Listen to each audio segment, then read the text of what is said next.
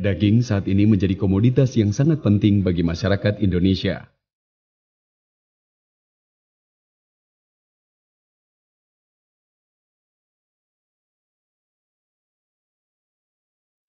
Berbagai makanan olahan yang dikonsumsi masyarakat Indonesia rata-rata menggunakan daging sebagai bahan bakunya.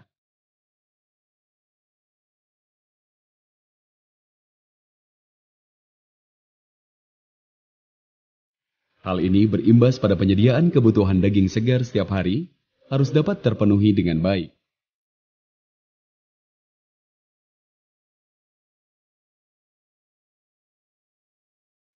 Setiap tahun kebutuhan daging nasional rata-rata sebesar 600.000 ton daging segar, atau setara dengan 4 juta ekor sapi yang dipenuhi dari dalam negeri maupun impor.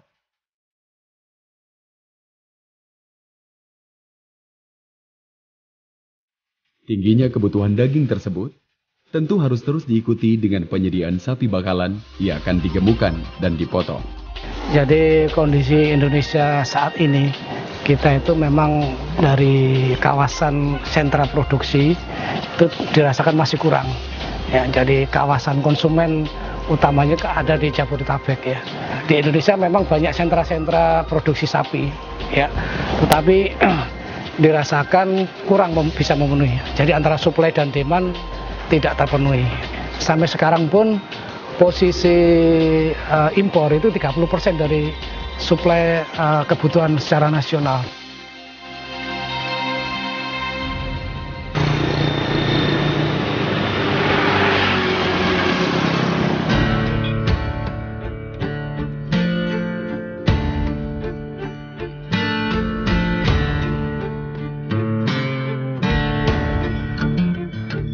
Penggemukan sapi bakalan di kalangan peternak sering terkendala oleh ketersediaan pakan hijauan yang tidak dapat tersedia sepanjang waktu.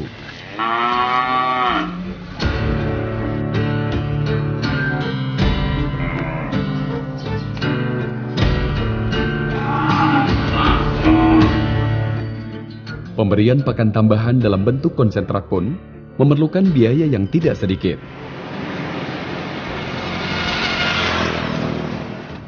Sehingga perlu upaya penciptaan ransum pakan yang lebih murah, namun tetap mampu memenuhi kebutuhan nutrisi ternak.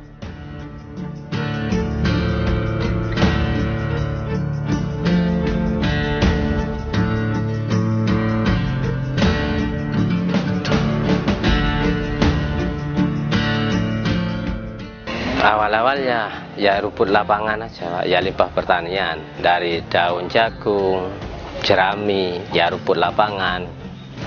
Nah, setelah musim kemarau, rumput lapangan kan sudah mulai sulit. Daun jagung juga sudah mulai sulit rebutan karena rumput lapangan sudah tidak ada.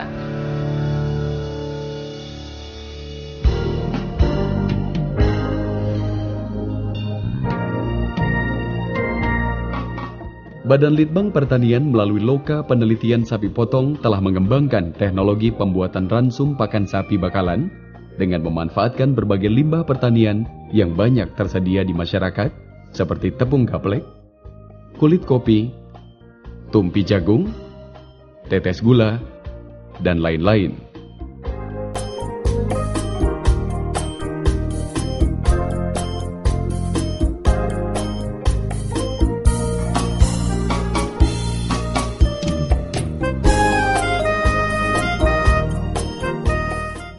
Bahan-bahan limbah pertanian tersebut dikombinasikan dengan memperhatikan kandungan nutrisi dari masing-masing bahan agar memenuhi kebutuhan nutrisi bagi sapi bakalan yang akan digemukkan.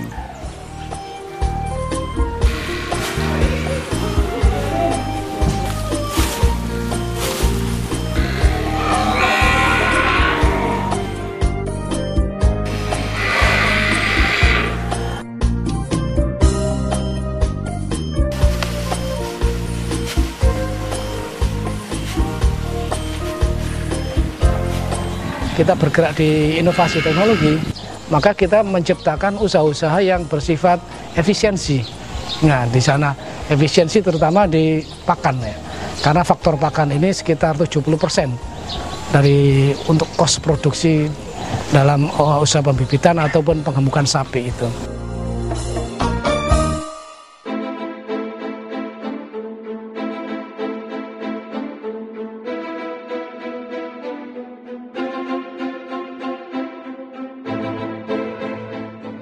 Proses pembuatan ransum pakan murah untuk sapi bakalan ini sangat mudah. Kita siapkan terlebih dahulu bahan-bahan limbah pertanian sesuai dengan takaran masing-masing.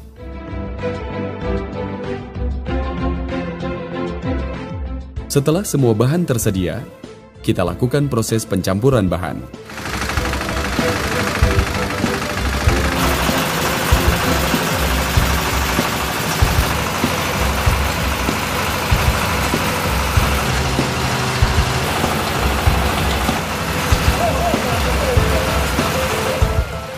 Pencampuran bahan ransum pakan dapat dilakukan dengan menggunakan mesin mixer atau secara manual.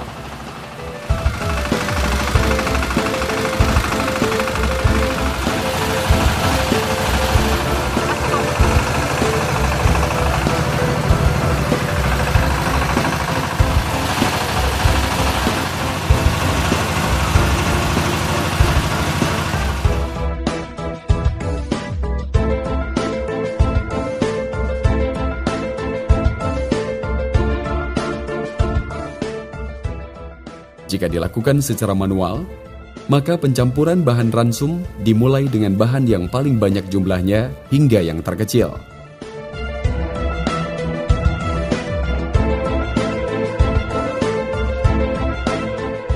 Hal ini dilakukan agar bahan ransum dapat tercampur dengan baik dan rata.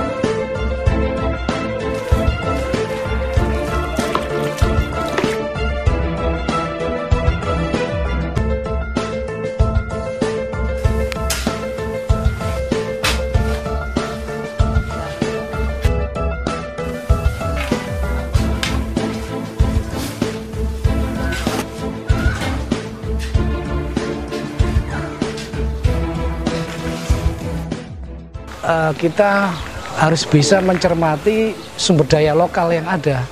Jadi apa yang ada di sekitar kawasan itu, misalkan di suatu peternak kawasan desa ada tanaman jagung, taman padi. Selama ini kan padi itu jarang dimanfaatkan ya. Jeraminya dibakar. Padahal ini salah satu sumber bahan organik untuk si sapi. Nah, inilah teknologi-teknologi yang kita kemas sedemikian rupa supaya bisa applicable di masyarakat dan harganya murah ya. Kita tahu harga jerami berapa sih, dibuang-buang aja. Paling kalau kita beli hanya ongkos angkutnya aja sih.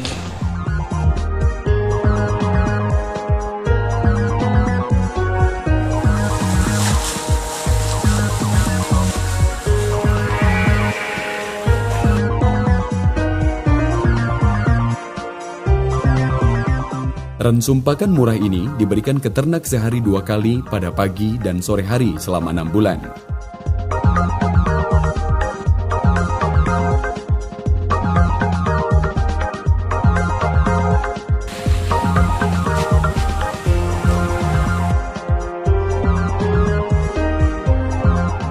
Pemberian ransum pakan ini diselingi dengan pemberian pakan hijauan atau jerami padi.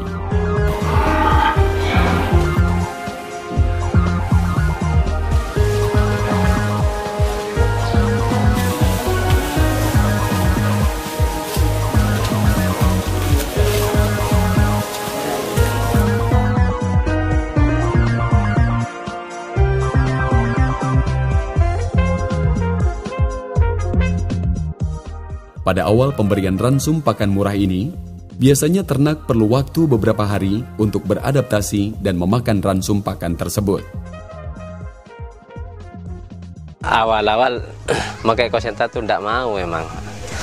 Tapi katanya dinas, sapi itu asalkan minum, kalau cuma tidak makan 1 hari, tidak apa-apa, tidak mungkin mati gitu.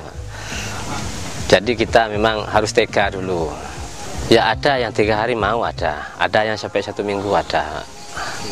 Jadi dari sana memang bak makan tuh steril, Pak. Tidak ada makanan lain selain konsentrat. Karena saya rasa kalau dia udah lapar, mau tidak mau adanya memang itu. Ya kalau memang merasa lapar ya dimakan itu adanya gitu. Jadi kalau masih tetap ada rumput lapangan, ya ada konsentrat, saya rasa yang dimakan tetap lapangan kalau awal-awal. Jadi makanan itu kita sterilkan, kita bersihkan, ya dikasih konsentrat itu. Pemberian ransum pakan murah ini secara rutin sangat berpengaruh dalam meningkatkan bobot ternak per hari.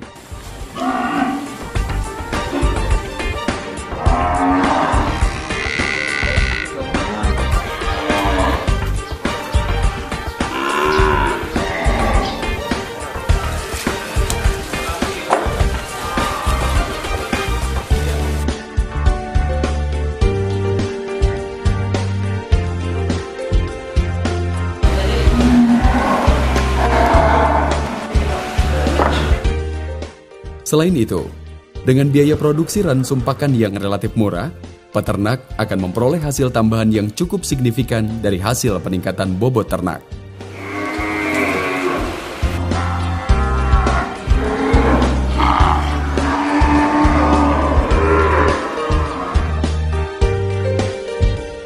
Keuntungannya memang jauh daripada sekedar pakai rumput lapangan. Dari postur tubuh, gemuknya itu lebih cepat memang yang pakai konsentrat. Sapi ya tambah sehat. Kalau yang pakai rumput lapangan itu mungkin butuh waktu 4 bulan lah. Yang mau katakanlah postur tubuhnya yang mau sama. Kalau kita yang pakai konsentrat itu maksimal 3 bulan. Itu sudah bagus. Ya murah. Kalau dikalkulasi per kilonya itu katakanlah barang jadi. Itu cuma 1.600. Kenaikan bobot badan itu per kilo bisa 1 kilo per hari. Kita tahu bahwa formulasi pakan itu paling tidak ada 2 unsur yang harus dipenuhi, yakni sebagai sumber energi, satunya sebagai sumber protein. Nah, kalau 2 ini sudah ada, ya tinggal kita meramunya, bagaimana kita meraciknya dengan sumber bahan pakan yang ada di sana. Contohnya begini, kalau ada sumber protein, ya misalkan di suatu kawasan ada tanaman kopi, perkebunan kopi ya. Sementara ini kita belum tahu bahwasanya kopi itu bisa dipakai untuk pakan ternak. Ya. Padahal kalau kita teliti, kita informasikan bahwa kopi itu sebagai sumber serat juga dan juga ada sumber proteinnya walaupun sedikit. Nah, inilah kemampuan dari peternak itu supaya bisa melihat istilahnya bahan pakan yang ada di sekelilingnya.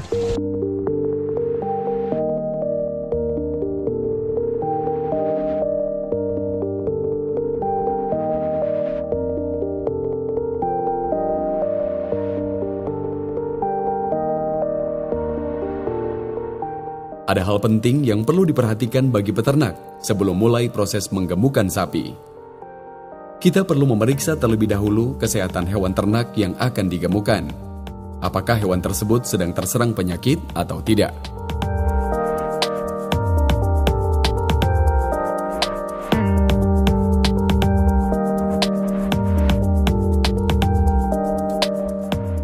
Jika sedang terserang penyakit, maka kita harus mengobati terlebih dahulu sampai sembuh.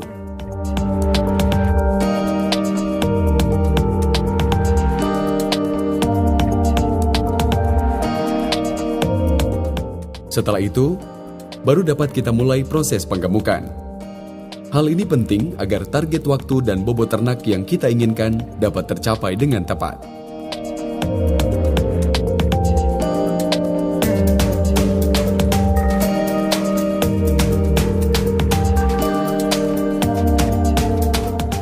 Untungnya masih banyak, kita masih Ya untung banyak, terus capek enggak seberapa. Ya sebenarnya capek tapi enggak seberapa. Daripada kita tiap hari cari rumput lapangan mau kemana kalau pas musim-musim kemarau.